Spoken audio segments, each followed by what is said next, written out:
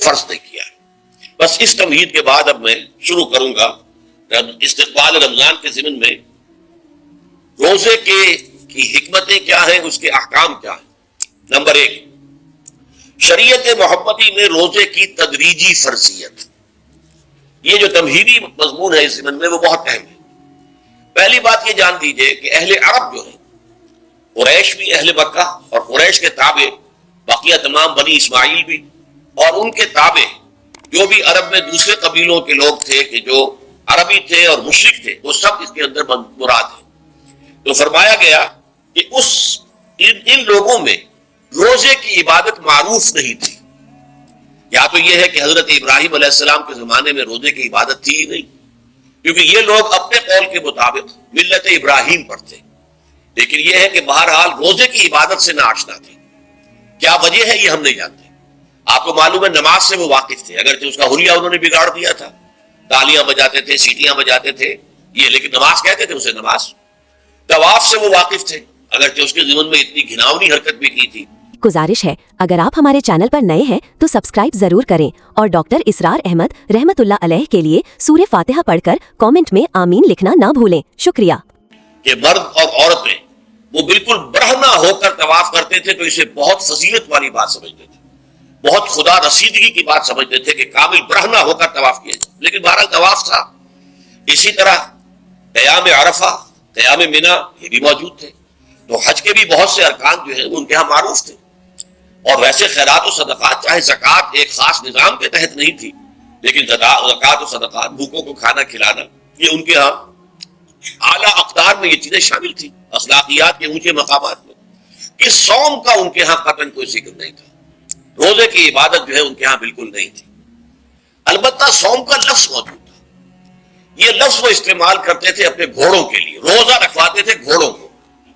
اس کا پس منظر یہ ہے کہ ان کے ہاں آپ کو معلوم ہے کہ لڑائی، دنگا فساد، جنگ اور یہ کہ غارت گری کرنا، لوٹ مار کرنا، یہ تمام عرب قبائل کا پیشہ تھا، اصل پیشہ یہی تھا۔ اس میں ان کے پاس دو جانور تھے، ایک تو اونٹ جو ہے وہ ان کی جو آب و ہوا ہے، ان کے جو حالات ہیں اس کے ساتھ پوری مطابقت رکھتا ہے، یعنی اسے کئی دن کھانے کو نہ ملے اسے پرواہ نہیں، ہفتہ بھر پانی نہ ملے اسے کوئی پرواہ نہیں۔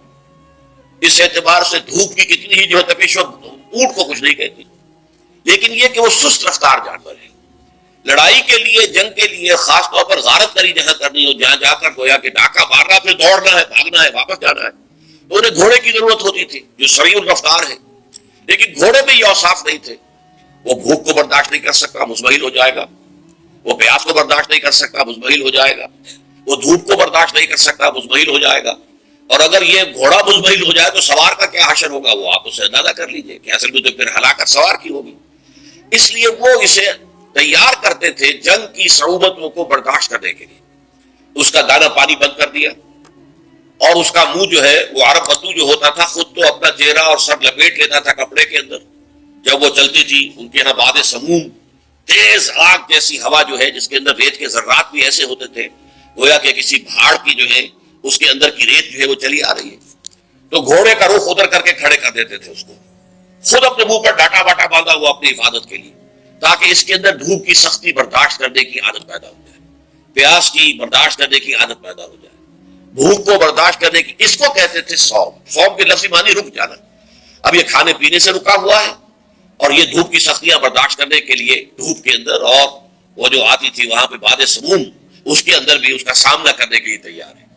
تو یہ پس منظر ہے روزے کا لغوی اعتبار سے، اور یہ کہ اہل عرب جو ہے پرانے وہ اس عبادت سے ناواقف تھے، لہٰذا ہمیں پورے مکی قرآن میں اس کا کہیں ذکر نہیں ملتا۔ البتہ مدینے میں جب حضور تشریف لائے اور صحابہ کرام ہجرت کے بعد، تو یہاں آپ نے دیکھا کہ یہودی جو ہے وہ روزہ رکھتے ہیں۔ گزارش ہے اگر آپ ہمارے چینل پر نئے ہیں تو سبسکرائب ضرور کریں اور ڈاکٹر اسرار احمد رحمت اللہ علیہ کے لیے سورہ فاتحہ پڑھ کر کامنٹ میں آمین لکھنا نہ بھولیں۔ شکریہ۔ یوم عاشورہ کا 10 محرم کا، تو حضور نے دریافت کیا کہ یہ تم 10 محرم کو روزہ کیوں رکھتے ہو؟ تو انہوں نے کہا کہ یہ دن ہماری نجات کا دن ہے۔ 10 محرم کو اللہ تعالیٰ نے فرعون کو غرق کیا تھا اور ہمیں نجات دی تھی اس کے ظلم و ستم سے، تو شکرانے کے طور پر ہم روزہ رکھتے ہیں۔ تو حضور نے فرمایا کہ موسیٰ کے تو پھر ہم تم سے زیادہ حقدار ہیں، ہم موسیٰ کو مانتے ہیں علیہ الصلوۃ والسلام، ان کی عزت کرتے ہیں، قدر کرتے ہیں، تو ہم بھی روزہ رکھیں گے۔ تو آپ نے صحابہ کو حکم دیا کہ عاشورہ کا روزہ رکھا کرو. پھر کچھ عرصے کے بعد اللہ تعالیٰ کی طرف سے حکم آ گیا, اور یہ حکم جو ہے اس رکوع کی پہلی آیت کے اندر ہے, یا ایھا الذین آمنوا کتب علیکم الصیام کما کتب علی الذین من قبلکم لعلکم تتقون. لیکن جیسا کہ میں بعد میں بتاؤں گا, یہ حکم صوم رمضان کا نہیں ہے, بلکہ یہ کہ اللہ کے حکم سے پہلے 3 دن کے روزے فرض کیے گئے. ہر مہینے کی 13ویں 14ویں اور 15ویں تاریخ کو روزہ رکھو. اس میں بڑی حکمت تھی, کیونکہ یہ عرب عادی نہیں تھے روزے کے, تو انہیں تدریجاً خو کر کرنا تھا. ظاہر بات ہے کہ 30 دن جو ہے وہ تو ایک بڑی مدت ہے, اور ظاہر بات ہے کہ مئی کا مہینہ بھی آ جائے گا, اس میں جون بھی آئے گا, جولائی بھی آئے گا, قیامت خیز مہینے آ جائیں گے, تو بڑی ہمت جواب دے جائے گی. تو پہلے روزہ ہر مہینے 3 روزے رکھنے کی ان کو مشق کرائی جائے تاکہ یہ عادی ہو. یہ 3 روزے اگر مئی میں بھی آ گئے, جون میں بھی آ گئے, تب بھی ٹھیک ہے, اس کو انسان 3 دن کی تو مشقت برداشت کر سکتا ہے. تو پہلے یہ کیا گیا, لیکن اس کے ضمن میں یہ حکم دے دیا گیا, اس کو کہتے ہیں وجوب التخییر. یہ اختیار دے دیا گیا کہ یہ 3 روزے تم پر واجب کیے جا رہے ہیں, لیکن یہ کہ اگر تم یہ روزے نہ رکھو تو تم فدیہ دے سکتے ہو, 1 مسکین کو کھانا کھلانا صبح و شام. یہ ہے وجوب التخییر. دوسری رعایت یہ دی گئی کہ اگر کوئی شخص ان 3 تاریخوں میں بیمار ہو یا سفر پر ہو تو وہ تعداد دوسرے دنوں میں پوری کر لے. یہ ہے گویا کہ سب سے پہلا حکم جو دیا گیا ہے. اور اس کے ضمن میں اب میں چاہتا ہوں کہ آیت نمبر 2 آپ اچھی طرح پڑھ لیں, اپنا سامنے رکھیے اور اس کے حوالے سے یہ بات سمجھ لیجیے. ایام معدودات, یہ دن ہے چند گنتی کے. مجھے حیرت ہوتی ہے کہ جدید جو مفسرین ہیں جنہوں نے اردو میں ترجمے کیے ہیں, تفسیریں کی ہیں, ان سب کے نگاہوں سے یہ بات اوجھل رہی کہ یہ در حقیقت رمضان کے روزے کا ذکر نہیں ہے, بلکہ اس ابتدائی حکم سے متعلق ہے کہ جو ہر مہینے میں 3 دن کے روزے رکھنے کا حضور نے دیا تھا. لیکن یہ کہ میرا اپنا ذاتی واقعہ یہ ہے زندگی کا, اور یہ اہم واقعات میں سے ہے. میں جب میڈیکل کالج میں پڑھتا تھا, سمجھیے 19-20 سال کی میری عمر, اس وقت بھی مجھے یہ احساس ہوا تھا کہ یہ جو 2 آیات آئی ہیں یہاں ایک دوسرے کے تقابل میں, یہ بیک وقت نازل نہیں ہو سکتے, ان میں وقفہ ہوگا. اور یقیناً پہلا حکم کسی اور پس منظر میں ہے, دوسرا حکم جو بعد میں ہم دیکھیں گے وہ کسی اور پس منظر میں ہے. تو میری رائے یہ تھی, اور میں اس وقت قائم بھی تھا, بیان بھی کرتا تھا, لیکن ڈرتا تھا, اس لیے کہ اس وقت تک جتنی تفسیریں میں نے دیکھی تھی, ترجمے دیکھے تھے, ان میں سے کسی نے یہ بات کہی نہیں تھی. تو ایک آدمی اپنی رائے کے اوپر اتنی بڑی بات کہہ دے تو میں ڈرتا رہتا تھا, لیکن کہتا تھا کہ میری رائے یہی ہے. پھر اتفاق سے جماعت اسلامی ہند کا ترجمان ہوتا تھا ماہنامہ زندگی, عروج احمد قادری صاحب اس کے مدیر تھے. وہ جو ایک پرچہ آیا اس میں انہوں نے تنقید کی تھی مولانا سید انور شاہ بخاری رحمۃ اللہ علیہ پر, یہ ان کشمیری رحمۃ اللہ علیہ سے, ان کے اوپر یہ تنقید کی تھی کہ انہوں نے یہ عجیب بات کہہ دی ہے کہ یہ جو حکم ہے یہ رمضان کا نہیں ہے, بلکہ رمضان سے پہلے جو حضور نے حکم دیا تھا 3 دن کے روزے رکھنے اس سے متعلق ہے. اب مجھے اس کے اوپر پورا اطمینان ہو گیا کہ اگر سید محمد انور شاہ کاشمیری رحمۃ اللہ علیہ کی رائے یہ ہے تو متفق گردید رائے ابو علی برائے من, مجھے اب اس سے زیادہ اور کسی سند کی ضرورت نہیں. بعد میں نے جب تفسیر کبیر اور امام راضی رحمۃ اللہ علیہ کی اس کا بھی مطالعہ شروع کیا تو میں حیران ہوا کہ سلف میں تو یہ رائے کثرت سے موجود تھی. کیا سبب ہوا ہے کہ آج کے دور کے جو مترجمین اور مصنفین ہیں ان کی نگاہوں سے بالکل یہ بات اوجھل ہو گئی. اس معاملے کو میں حل آج تک نہیں کر سکا, لیکن اب میں پورے تیقن سے آپ سے کہہ رہا ہوں کہ یہ جو پہلی 2 آیتیں ہیں ان کا تعلق صوم رمضان سے نہیں ہے, بلکہ ان کا تعلق ہے وہ 3 دن کے. اس کی سب سے بڑی دلیل اس کے اندر موجود ہے ایام معدودات, گنتی کے چند دن. اب 30 یا 29 دن جو ہے وہ گنتی کے چند دن نہیں ہو سکتے, تو اچھی بڑی تعداد ہے. پھر یہ ہے کہ یہ معدودات جو ہے اس کو کہا جاتا ہے جمع قلت, یہ زیادہ سے زیادہ 9 پر اس کا اطلاق ہوتا ہے, اس وزن پر جو جمع آتی ہے. اور اس میں جو ہے خود قرآن مجید میں حج کے سلسلے میں مینا کے قیام کے ضمن میں الفاظ آئے ہیں, ایام معدودات فمن تعجل فی یومین فلا اسم علیہ ومن تاخر فلا اسم علیہ. مینا میں قیام ہے گنتی کے چند دن, تو جو 2 دن ہی میں جلدی کر کے وہاں سے واپس ہو جائے اس میں بھی کوئی اس گناہ نہیں ہے, اور جو مؤخر کر کے 3 دن پورے کرے اس میں بھی کوئی گناہ نہیں. تو وہاں پر بھی نظیر موجود ہے کہ 2 یا 3 دن پر اس کا اطلاق ہو رہا ہے. تو یہاں پر ایام معدودات سے لازماً یہ مراد ہے کہ یہ 3 دن جو ہے ہر مہینے میں 13ویں 14ویں 15ویں در حقیقت اس روزے سے متعلق یہ آیت آ رہی ہے. اور یہ بھی نوٹ کر لیجئے کہ رمضان کے روزے کی فرضیت کے بعد بھی حضور کا معمول اور آپ کے صحابہ کا اور جو بھی ہمارے ہاں اتباع کرتے ہیں حضور صلی اللہ علیہ وسلم کا نوافل میں بھی ان کا یہ معمول ہے. ہر مہینے میں یہ 3 روزے حضور بعد بھی رکھتے تھے, اور آپ کے بہت سے صحابہ رکھتے تھے، اور آج بھی ہمارے ہاں بہت سے لوگ جو دیندار ہیں اور جن کے اندر یہ جذبہ ہے اتباع سنت کا، وہ رکھتے ہیں 13ویں 14ویں اور 15ویں تاریخوں کا، ان کو ایام 20 کہتے ہیں۔ اس کی راتیں روشن ہوتی، 13ویں رات، 14ویں رات، 15ویں رات۔ چاند جو ہے اس کے اندر آپ کو معلوم ہوتا ہے 14ویں کو تو مکمل ہوتا ہی ہے، 13ویں اور 15ویں کا بھی تقریباً مکمل ہے۔ تو ایام 20 کے روزے جو ہے بعد میں بھی برقرار رہے ہیں، لیکن نفلاً، فرض اس کے بعد جو ہے وہ رمضان کے روزے ہو گئے۔ ایام معدودات، یہ دن ہے گنتی کے۔ فمن کان منکم مریض او علی سفر فعدۃ من ایام اخر، تو جو کوئی بھی تم میں سے ہو بیمار یا سفر پر، تو وہ تعداد پوری کر لے دوسرے دنوں میں۔ گزارش ہے اگر آپ ہمارے چینل پر نئے ہیں تو سبسکرائب ضرور کریں اور ڈاکٹر اسرار احمد رحمت اللہ علیہ کے لیے سورہ فاتحہ پڑھ کر کامنٹ میں آمین لکھنا نہ بھولیں۔ شکریہ۔ گویا کہ اب اگر اگلی کا ایک تو یہ رعایت ہوگی، دوسری رعایت وعلی الذین یطیقونہ فدیۃ طعام مسکین، اور ان لوگوں کے ذمے کے جو اس کی طاقت رکھتے ہوں، یعنی مریض بھی نہیں ہے، صحت مند ہے، روزہ رکھ سکتے ہیں، سفر بھی نہیں ہے، سفر پر نہیں ہے، مقیم ہے، روزہ رکھ سکتے ہیں، پھر بھی نہ رکھیں تو ان کے لیے بھی ایک اختیار، اسی لیے میں نے لفظ استعمال کیا تھا وجوب الگ تخییر، واجب تو ہے لیکن اس میں ایک اختیار دے دیا گیا ہے۔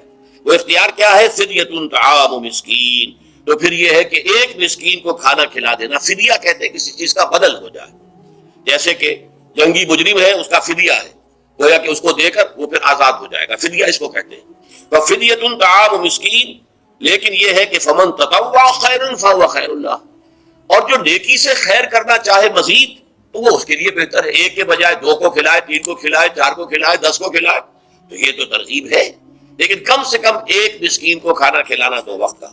وَأَن تَصُومُوا خَيْرٌ لَكُمْ، اب دیکھیے یہ لفظ بول رہے ہیں، اگر تم روزہ رکھو تو یہ تمہارے حق میں بہتر ہے، یعنی اگرچہ اختیار تمہیں دے دیا ہے، اختیار یہ ہے کہ روزہ رکھو، اگر نہ رکھو تو فدیہ دے دو ایک مسکین کا کھانا، لیکن اگر تم روزہ رکھو، ان کنتم تعلمون، اگر حقیقت میں تم علم رکھتے ہو کہ روزے کے اندر کیا کیا برکات ہیں، تو تمہیں روزہ لازماً رکھنا چاہیے۔ تشویق اور ترغیب موجود ہے، لیکن یہ کہ اس کی فرضیت یا وجوب نہیں ہے۔ یہ تھا ابتدائی حکم روزے کی صفت میں۔ اب اس کے بعد اگلی آیت جو ہے اس کے بھی پہلے حصے کو مت پڑھیے، شہر رمضان الذی انزل فیہ القرآن، اس کے بارے میں تو بعد میں گفتگو ہوگی، بینات من الہدی والفرقان، لیکن اگلا جملہ فمن شہد منکم الشہر فلیصم، اب یہ رمضان کے روزے کی فرضیت کا حکم آیا ہے۔ رمضان کا مہینہ وہ ہے جس میں قرآن نازل کیا گیا، اس کے بارے میں جیسا کہ میں نے عرض کیا پھر بعد میں عرض کروں گا، لیکن جو شخص بھی تم میں سے موجود ہو اس مہینے میں، اپنے گھر میں موجود ہے، اپنے شہر میں موجود ہے، سفر پر نہیں ہے، یا یہ ہے کہ جو شخص بھی اس مہینے کو پائے، اس کی زندگی میں یہ مہینہ آ جائے، یہ برکتوں کا ایک موقع اسے مزید حاصل ہو جائے، فلیصم، یہ امر کا صیغہ ہے، یہ وجوب ہے مطلقاً۔ اب اس میں جو 2 رعایتیں پہلے دی گئی تھی ان میں سے ایک کو برقرار رکھا، ومن کان مریضا او علی سفر فعدۃ من ایام اخر، یہی وہ الفاظ ہیں جن کی بنا پر میرا گمان اس وقت بھی یہ تھا کہ یہ 2 بیک وقت نازل نہیں ہو سکتی آیات، یہ جو تکرار ہے بیماری تکرار ہو جائے گی پھر اگر ایک ہی وقت میں نازل ہو رہی ہو، اور قرآن مجید کی فصاحت اور بلاغت سے یہ چیز بعید ہے کہ وہاں پر اس طرح کی تکرار بلا سبب ہو رہی ہو۔ قرآن میں اور بہت سی آیات ہیں جن میں کہ آپ کو معلوم ہے کہ پورا رکوع ہے سورہ مزمل کا، جس میں قیام اللیل کا حکم ہے، پھر اسی کے آخر میں وہ آیت شامل کر دی گئی ہے جو کم سے کم 1 سال بعد نازل ہوئی ہے، جس میں کہ رات کے قیام کا وجوب ختم کر دیا گیا، اور صرف یہ کہ جتنا بھی تم سے ممکن ہو سکا کرو، ضروری نہیں ہے کہ تہائی شب ہو، آدھی ہو، 2 تہائی ہو، جتنا بھی ممکن ہو قرآن پڑھا کرو رات کو، گویا کہ وہ فرضیت جو تھی قیام اللیل کی وہ ختم ہو گئی۔ اس حوالے سے وہ جو ناسخ ہے، منسوخ کرنے والی آیت بھی اس کے ساتھ ہی رکھ دی گئی ہے، تاکہ وہ جو اصل حکم تھا وہ بھی برقرار سامنے رہے، اور جس نے آ کر اسے منسوخ کیا وہ بھی برقرار رہے اور سامنے رہے۔ اسی طرح یہاں پر بھی یہ حکم آیا، کتنے عرصے کے بعد آیا یہ مجھے معلوم نہیں، لیکن یہ کچھ عرصے کے بعد آیا ہے کہ رمضان کا مہینہ وہ ہے کہ جس میں قرآن نازل کیا گیا۔ اب جو شخص بھی اس مہینے کو پائے اس پر لازم ہے کہ اس کے روزے رکھے۔ ہاں، من کان مریضا او علی سفر، جو شخص ہو مریض، بیمار ہو یا سفر پر ہو، فعدۃ من ایام اخر، تو وہ تعداد پوری کر لے دوسرے دنوں میں۔ یرید اللہ بکم اليسر ولا یرید بکم العسر، اللہ تمہارے ساتھ آسانی چاہتا ہے، سختی نہیں چاہتا۔ یہ اصل میں کیوں کہا ہے؟ اس کی وجہ سمجھ لیجئے، آج بھی آپ کو اپنے ہاں ایسے لوگ مل جائیں گے جن کا تقویٰ کا تصور اتنا غلط ہو گیا ہے کہ 104 درجے کا بخار ہے، روزہ چھوڑنے کو تیار نہیں، بھلے آدمی ہو، اللہ نے تمہیں ایک رخصت دی ہوئی ہے تو خام خواہ اپنے اوپر یہ شدت کیوں لے رہے؟ لیکن لیتے روزہ چھوڑنے کو تیار، روزہ قضا نہیں کرو، سفر پر جا رہے ہیں اور روزہ قضا کرنے کو تیار نہیں۔ ایک موقع پر ایک غزوے کے دوران ایسا ہوا کہ کچھ لوگوں نے روزہ رکھا ہوا تھا، لیکن وہ اتنے یوں سمجھیے مزمحل ہو گئے کہ جب پڑاؤ پر پہنچے تو جن کا روزہ نہیں تھا انہوں نے تو بڑی چاق و چوبند طریقے سے خیمے نصب کیے، سارا بندوبست کیا، اور یہ جا کر بے سود ہو کر بے ہوش ہو کر گر پڑے۔ تو حضور نے فرمایا ان کو دیکھ کر، لیس من البر الصیام فی السفر، سفر میں روزہ رکھنا یہ کوئی نیکی کا کام نہیں ہے، یہ نیکی کا غلط تصور ہے کہ جو تم نے اپنے اختیار کر لیا، یہ تمہارے اندر تشدد پسندی پیدا ہو رہی ہے۔ دین کے احکام میں جو مقصد ہے وہ کیا ہے؟ یرید اللہ بکم الیسر ولا یرید بکم العسر۔ اسی پر عمل کرتے ہوئے حضور نے فرمایا ہے کہ جو بھی علماء دین ہیں یا جو رہنمایان دین ہیں ان کا کام کیا ہے؟ آپ نے فرمایا یسروا ولا تعسروا، دیکھو آسانیاں پیدا کرو، سختیاں پیدا نہ کرو۔ دین میں سختیاں پیدا کرنا بھی وہ اسر اور اغلال بن جاتا ہے کہ جس کو رفع کرنے کے لیے، جس سے لوگوں کو، یہودیوں کو اور تمام اہل کتاب کو نجات دینے کے لیے اللہ تعالیٰ نے اپنے رسول محمد صلی اللہ علیہ وسلم کو بھیجا۔ وَيَضَعُ عَنْهُمْ إِصْرَهُمْ وَالْأَغْلَالَ الَّتِي كَانَتْ عَلَيْهِمْ، کہ جہاں وہ نیکی کا حکم دیتے ہیں، بدی سے روکتے ہیں، پاکیزہ چیزوں کو حلال ٹھہراتے ہیں اور خبیث چیزوں کو، ناپاک چیزوں کو حرام قرار دیتے ہیں، وہیں پہ لوگوں کے اوپر سے وہ بوجھ بھی ختم کرتے ہیں کہ جو انہوں نے خام خواہ اپنے اوپر لاد لیے۔ تو ان میں سے یہ بھی ہے کہ یہ نیکی کا کام نہیں ہے کہ آپ سفر میں ہیں اور روزہ رکھ رہے ہیں۔ یرید اللہ بکم اليسر ولا یرید بکم العسر وَلِتُكْمِلُوا الْعِدَّةَ، لیکن یہ بات واضح رہے کہ اب تمہارے لیے تعداد کو پورا کرنا لازم ہے، یہ نہیں ہے کہ آپ اس کی جگہ پر فدیہ دے دیں تو بات پوری ہو جائے گی، نہیں۔ روزے کی تعداد، آپ کے رمضان میں 2 روزے 3 روزے چھوٹ گئے بیماری کی وجہ سے، ٹھیک ہے، لیکن دوسرے دنوں میں اس کی قضا دینی لازم ہے۔ وہ روزے رکھنے جو ہے آپ پر لازم ہے، ان کا کوئی بدل جو ہے وہ فدیہ نہیں ہو سکتا۔ البتہ یہ نوٹ کر لیجیے، یہ حکمت نبوی ہے کہ یہاں اگرچہ وہ فدیے کا حکم جو ہے گویا کہ بظاہر قرآن مجید کے الفاظ سے محسوس ہوتا ہے کہ مطلقاً منسوخ ہو گیا، لیکن حضور نے اس کو خاص حالتوں میں باقی رکھا ہے۔ کوئی شخص اتنا بوڑھا ہو چکا ہے یا خاتون اتنی بوڑھی ہو چکی ہے کہ دن بھر کا فاقہ جو ہے اس میں اندیشہ ہے کہ کہیں ہلاک نہ ہو جائے، کوئی مریض ہے، مرد ہے یا عورت ہے، وہ ڈائبٹیز کی مریضہ ہے، اس کو وہ شوگر کا مرض ہے اور وہ اس کو برداشت نہیں کر سکتی، شوگر لیول بہت نیچے ہو جائے تو موت واقع ہو سکتی۔ کوئی ایسا مریض ہے جس کو مرض سے شفا پانے کی کوئی امید ہے ہی نہیں کہ میں مرض سے شفا پا جاؤں گا یا پا جاؤں گی تو اس کے بعد میں روزہ مکمل کر دوں گی، نہیں۔ ایسے لوگوں کے لیے حضور نے اس رعایت کو برقرار رکھا ہے کہ ایسے لوگ اگر ایک مسکین کو کھانا کھلا دیں تو یہ فدیہ بن جائے گا، لیکن جو بھی شخص صحت مند ہو اور صحت کی توقع رکھتا ہو اور جو شخص بھی طاقت رکھتا ہو روزے کا قضا کر دینے کا، اس کے لیے لازم ہے کہ روزوں کی قضا کرے۔ وَلِتُكْمِلُوا الْعِدَّةَ وَلِتُكَبِّرُوا اللَّهَ عَلَى مَا هَدَاكُمْ، اور تاکہ تم اللہ کی کبریائی کا اعلان کرو اس چیز پر کہ جو اس نے تمہیں ہدایت عطا فرمائی ہے۔ اب اس کا ایک تو ظاہر ہے کہ جب روزے ختم ہوتے ہیں عید الفطر میں، تکبیر، اضافی تکبیرات کے ساتھ 2 رکعتیں ہیں جو ہم ادا کرتے ہیں۔ احناف کے نزدیک 6 اضافی تکبیرات ہیں اور اہل حدیث کے نزدیک 12، لیکن تکبیرات ہیں اضافی۔ اور یہ کہ جاتے ہوئے اور آتے ہوئے عید کے لیے آپ جا رہے ہیں تو تکبیرات پڑھتے ہوئے جائیے، واپس آ رہے ہیں تکبیر پڑھتے ہوئے آئیے، اور یہ بھی کہ جاتے ہوئے راستہ کوئی اور، آتے ہوئے راستہ کوئی اور اختیار کیجئے تاکہ پورا شہر، پوری بستی جو ہے تکبیر کی آواز سے گونج جائے۔ یہ ظاہر ہے۔ باطن اس کا کیا ہوگا؟ اللہ کی کبریائی کا اعلان کرو، اللہ کی کبریائی کو نافذ کرنے کی کوشش کرو۔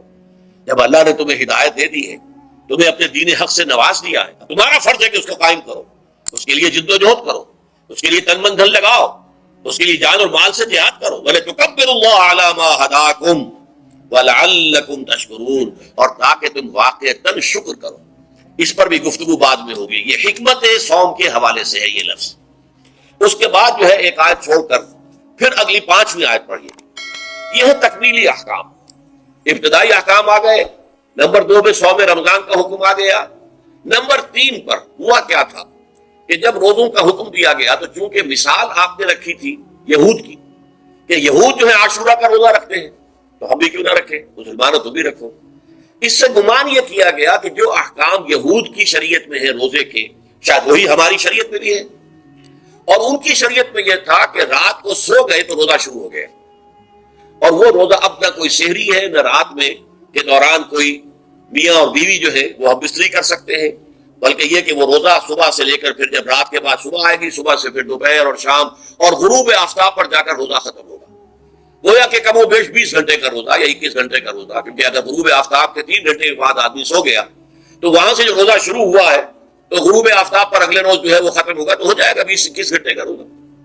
یہ روزے کا حکم لوگوں نے سمجھا، اس کی صراحت کوئی نہیں تھی، لیکن لوگ جو ہے کیونکہ صراحت منفی بھی نہیں تھی مثبت بھی نہیں تھی، لہذا وہ رات کے وقت میں جب دن ہوتے تھے روزوں کے، ان کی راتوں میں وہ اپنی جو بھی ایک طبیعی ضرورت ہے، جو ہم بستری ہے میاں اور بیوی کی، شوہر اور بیوی کی، وہ کر گزرتے تھے جذبات کے اندر، جو بھی اس وقت ان کی احتیاج ہوئی، دل میں کھٹک رہتی تھی کہ پتہ نہیں ہم نے یہ صحیح کام کیا نہیں کیا، غلط کیا۔ تو اس سے یہ کہ ظاہر بات ہے کہ پھر قرآن مجید اسے قرار دے رہا ہے اپنے آپ سے خیانت کرنا۔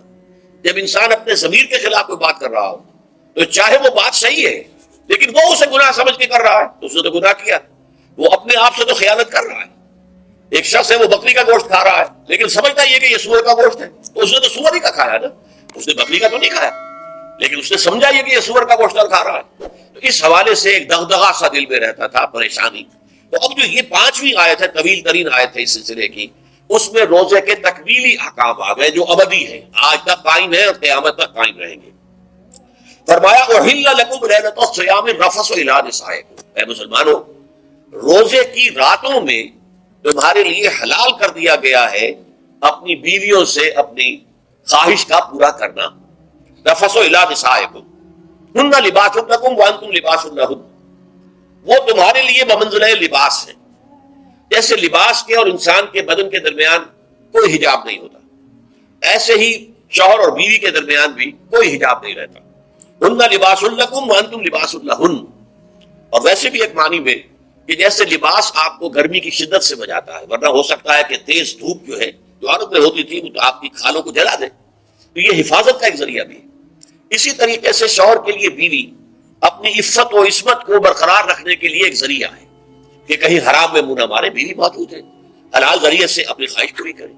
اور بیوی کے لیے شوہر اسی طریقے سے ایک ڈھال بن جاتا ہے کہ اسے خام خواہ ادھر ادھر دیکھنے کا کوئی خیال بھی کبھی نہ آئے، اس کی جو بھی نفسانی خواہش ہے اس کی شوہر پورا کر رہا ہے۔ تو اس اعتبار سے بھی ہن لباس لکم وانتم لباس لہن، علم اللہ انکم کنتم تختانون انفسکم، اللہ کے علم میں ہے کہ تم اپنے آپ سے خیانت کر رہے تھے۔ اس کی وضاحت میں پہلے کر چکا ہوں کہ دل میں یہ دغدغہ تھا کہ یہ حرام کام کر رہے ہیں، یہ گویا کہ اپنے آپ سے خیانت، اللہ سے بغاوت نہیں تھی۔ کیوں کہ اللہ تعالیٰ کی طرف سے تو حکم تمہیں معلوم تھا ہی نہیں، ابھی آیا اس کی اجازت ہے یا نہیں ہے، لیکن اپنے آپ سے تو خیانت کر رہے ہو نا، تم یہ سمجھ رہے تھے کہ یہ نہیں ہونا چاہیے، یہ گویا کہ ممنوع ہے اور کر رہے تھے، تو اس کو کہا کہ تم اپنے آپ سے خیانت کر رہے تھے۔ گزارش ہے اگر آپ ہمارے چینل پر نئے ہیں تو سبسکرائب ضرور کریں اور ڈاکٹر اسرار احمد رحمت اللہ علیہ کے لیے سورہ فاتحہ پڑھ کر کامنٹ میں آمین لکھنا نہ بھولیں، شکریہ۔ انکم کنتم تختانون انفسکم فتاب علیکم، تو اللہ نے تم پر اپنی رحمت اور مغفرت کے ساتھ توجہ فرمائی، یعنی جو کچھ اب تک ہو چکا ہے اسے اللہ نے معاف کر دیا، اسے صاف کر دیا، کلین سلیٹ۔ اب تمہارا جو اعمال نامہ ہے اس میں اس طرح کا اگر کوئی عمل درج ہو گیا ہے تو وہ اللہ نے صاف کر دیا، وعفا عنکم، اور تمہیں معاف بھی کر دیا۔ فالآن باشروہن، تو اب تم ان کے ساتھ جو بھی تعلق زن و شو ہے اس کو اختیار کر سکتے ہو۔ فالآن باشروہن وابتغوا ما کتب اللہ لکم، اور حاصل کرو وہ کچھ جو کچھ اللہ نے تمہارے لیے لکھ دیا ہے۔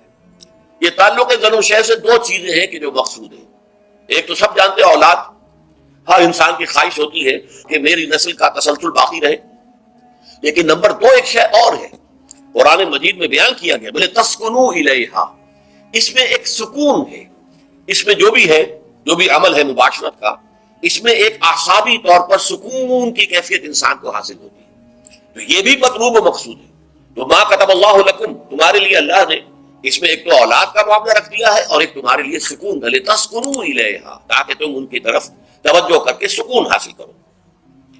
فالآن باشروہن وابتغوا ما کتب اللہ لکم وَكُلُوا وَاشْرَبُوا، اب سحری کا حکم آ گیا، وَكُلُوا وَاشْرَبُوا حَتَّى يَتَبَيَّنَ لَكُمُ الْخَيْطُ الْأَبْيَضُ مِنَ الْخَيْطِ الْأَسْوَدِ مِنَ الْفَجْرِ، اور کھاتے رہو اور پیتے رہو یہاں تک کہ تمہارے لیے فجر کے وقت کے اعتبار سے سفید ڈوری سیاہ ڈوری سے بالکل علیحدہ ہو جائے۔ اصل میں اس کو بعض صحابہ نے تو سمجھا کہ یہ لغوی معنی اس کے لیے لیے کہ آپ اپنے تکیے میں ایک سفید دھاگا رکھ لیا اور ایک کالا رکھ لیا، اور دیکھتے رہتے تھے جب یہ سفید اور کالا علیحدہ علیحدہ نظر آنے لگے تو پھر روزے کا رکھنے کا وقت شروع ہو چکا اور اب کھانا پینا بند کر دیا جائے. فرمایا گیا یہ مراد نہیں ہے. یہ جب پاؤں پھٹتی ہے تو اس کے اندر ایک سفید سی لکیر جو ہے افق کے اوپر آتی ہے. یہ ہے مراد کہ وہ جو سفید لکیر ہے وہ ظاہر ہو جائے اور وہ رات کے اختتام کا گویا کہ ایک اعلان اور علم بن جائے. تو وَكُلُوا وَاشْرَبُوا اب اس کی جو ہے بڑی تاکید کی گئی. تَسَحَّرُوا فَإِنَّ فِي السَّحُورِ بَرَكَةٌ سحری ضرور کیا کرو اور یہ در حقیقت برکت کا ذریعہ ہے. یہ بھی آپ نے فرمایا ہمارے اور یہود کے روزے کے مابین جو فرق ہے وہ سحری ہے. یہ سحری کیونکہ روزہ جو ہے وہ فجر سے لے کر غروب آفتاب تک ہے. طلوع آفتاب سے نہیں، فجر سے، جبکہ وہ سفیدہ سحر جس کو ہم کہتے ہیں نمودار ہو جائے. طلوع آفتاب کو ابھی 1.5 گھنٹے بعد ہوگا کہیں جا کر، لیکن اس وقت جو ہے روزہ شروع، غروب آفتاب پر ختم. اس حوالے سے اس سے پہلے کھانا پینا، اور اس میں بھی فرمایا گیا کہ بعض لوگ بہت زیادہ احتیاط کرتے ہیں، وہ صحیح نہیں ہے. اس لیے کہ فجر کے لیے اذان جب دیتے تھے تو اس میں بعض حضرات ذرا جلدی کرتے تھے. حضور نے فرمایا کہ نہیں دیکھو یہ ذرا جلدی کر دیتے ہیں، اگر تم میں سے کسی کے ہاتھ میں پیالہ ہے ابھی وہ کچھ کھا رہا ہے اذان ہو گئی تو وہ اپنا پیالہ پورا کر لے. اس میں بھی تشدد کی ضرورت نہیں. جیسے کہ اس سے پہلے ہم پڑھ چکے یسروا ولا تعسروا یرید اللہ بکم اليسر ولا یرید بکم العسر. اللہ تمہارے ساتھ آسانی چاہتا ہے، سختی نہیں چاہتا. تو اسی طرح فرمایا وَكُلُوا وَاشْرَبُوا حَتَّىٰ يَتَبَيَّنَ لَكُمُ الْخَيْطُ الْأَبْيَضُ مِنَ الْخَيْطِ الْأَسْوَدِ مِنَ الْفَجْرِ ثُمَّ أَتِمُّوا الصِّيَامَ إِلَى اللَّيْلِ پھر اب روزے کو پورا کرو رات تک. إِلَى اللَّيْلِ میں پھر بڑی بحثیں ہوئی ہیں. اس لفظ کی مناسبت سے اہل تشیع اس کے قائل ہیں کہ جبکہ خوب اندھیرا ہو جائے، لیکن اہل سنت کا اجماع ہے کہ غروب آفتاب اس سے مراد ہے، اس لیے کہ آغاز رات کا غروب آفتاب کے ساتھ ہے. اور اس میں بھی احادیث کے اندر آیا ہے کہ تعجیل کرنی چاہیے. بعض لوگ وہی جو میں نے عرض کیا کہ تقویٰ کے تحت جو ہے جیسے کہ سفر میں بھی روزے رکھتے ہیں یا 104 بخار کے درجے میں بھی وہ روزہ قضا کرنے کو تیار نہیں ہوتے، ایسے ہی وہ تاخیر کرتے ہیں اپنے تقوی کے حساب سے. کہیں ایسا نہ ہو، کوئی غلطی نہ ہو جائے، کہیں یہ نہ ہو جائے، کہیں وہ نہ ہو جائے، تو پھر اس کے اندر وہ افطار میں. تو آپ نے فرمایا کہ قوم جو ہے اسی وقت صحیح رہے گی جبکہ وہ افطار میں عجلت سے کام کرے. یعنی سحری کے اندر بہت زیادہ جلدی کرنے کی ضرورت نہیں. اگر اذان ہو رہی ہے اس کے دوران بھی اگر کچھ کھا پی رہے ہو تو کھا پی لو، مکمل کر لو. اسی طریقے سے افطار کے اندر جو ہے وہ تاخیر کرنے کی ضرورت نہیں. سورج کے غروب کے ساتھ افطار کر لو. وَلَا تُبَاشِرُوهُنَّ وَأَنْتُمْ عَاكِفُونَ فِي الْمَسَاجِدِ ہاں اپنی بیویوں سے تم مباشرت نہ کرو، تعلق زن و شوق قائم نہ کرو جبکہ تم مسجدوں کے اندر معتکف ہو. یہ اعتکاف کا ذکر ہو گیا. رمضان کے آخری عشرے میں یہ اعتکاف جو مسنون ہے یہ 21ویں شب سے شروع ہو جائے گا، یعنی 20واں روزہ ختم ہوا اس کے ساتھ یہ اعتکاف شروع ہو گیا. اور پھر اعتکاف مسنون جو ہے وہ جب تک کہ چاند نظر نہ آ جائے شوال کا، عید کا، اس وقت تک یہ اعتکاف جاری رہے گا. یہ ہے مسنون اعتکاف. اس کی کیا حکمت ہے وہ میں بعد میں عرض کروں گا. تو یہ حکمت جو ہے اس کے حوالے سے گفتگو بعد میں ہو جائے گی، لیکن یہاں یہ بتا دیا گیا کہ یہ جو رمضان کی 20 راتوں میں اجازت دی گئی ہے اپنی بیویوں کے ساتھ ہم بستری کی، وہ اس معتکف کے لیے نہیں ہے جو مسجد میں معتکف ہے. تو ہاں اس کی اہلیہ آ سکتی ہے وہاں ملاقات کے لیے، کسی مشورہ کو کرنا ہے بہت ضروری ہے، وہ آ جائے، ملاقات ہو سکتی ہے، لیکن یہ کہ مباشرت نہیں ہو سکتی، وہ حرام ہے. فرمایا وَلَا تُبَاشِرُوهُنَّ وَأَنْتُمْ عَاكِفُونَ فِي الْمَسَاجِدِ تِلْكَ حُدُودُ اللَّهِ یہ اللہ کی حدود ہے، شریعت اسلامی کی یہ حدود ہے. فَلَا تَقْرَبُوهَا تو ان کے قریب تک مت جاؤ. قرآن مجید میں اس اعتبار سے 2 انداز تعبیر ہے کہ اللہ کی حدود ہے فَلَا تَعْتَدُوهَا، یہ اللہ کی حدود ہے، ان سے تجاوز نہ کرو، اس حد کو پھلانگ نہ جاؤ، اس حد سے آگے نہ گزر جاؤ. یہاں اگر آپ کو ہماری ویڈیو اچھی لگی ہو تو ہمارے چینل کو سبسکرائب ضرور کریں. ڈاکٹر اسرار احمد رحمت اللہ علیہ کی وفات کے لیے سورہ فاتحہ پڑھ کر کامنٹ میں آمین لکھیں. شکریہ.